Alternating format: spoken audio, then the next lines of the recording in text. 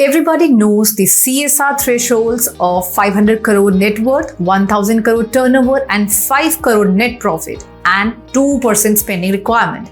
Yet many companies face regulatory actions not because they disregard CSR altogether, but because they overlook certain lesser known compliance requirements. Hi, I'm Purnima Nijhawan from Dewan Chopra and Company wants to share some CSR provisions that deserve closer attention. So let's start.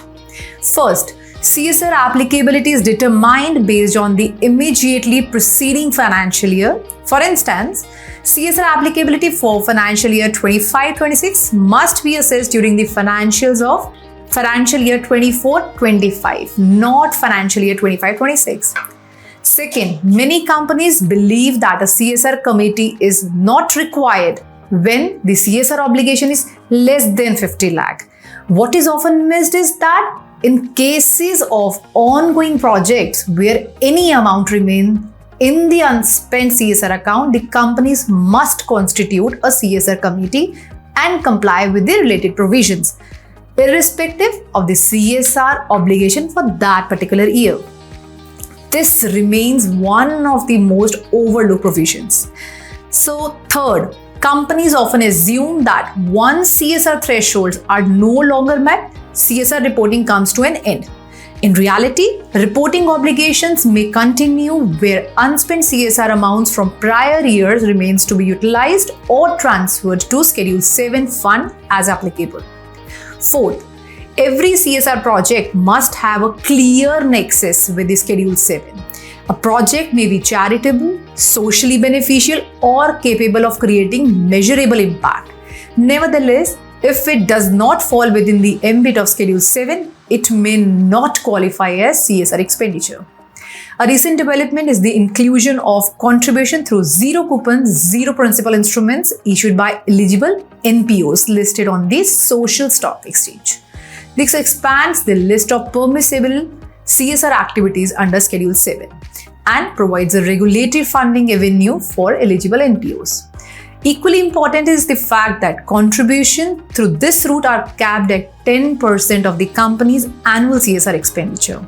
Fifth, activities undertaken primarily for marketing, sponsorship, or brand promotion do not qualify as CSR.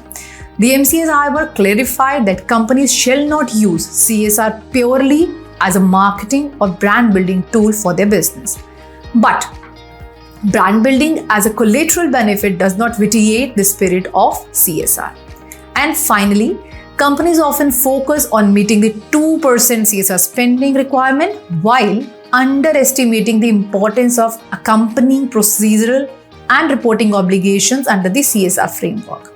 The requirements such as correct constitution of CSR committee, approval of the annual action plan, preparation of annual report on CSR, ongoing monitoring of CSR projects, CFO or the person responsible for financial management certifications of fund utilization, filing of Form CSR2, impact assessment whenever required and applicable, and disclosures in the board report and company's website are integral component of the CSR framework.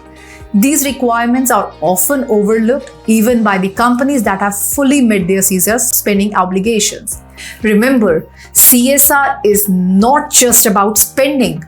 Effective governance, oversight, reporting, and compliances are equally important. If you have any queries on CSR provisions, feel free to reach out. We are happy to help. Thank you.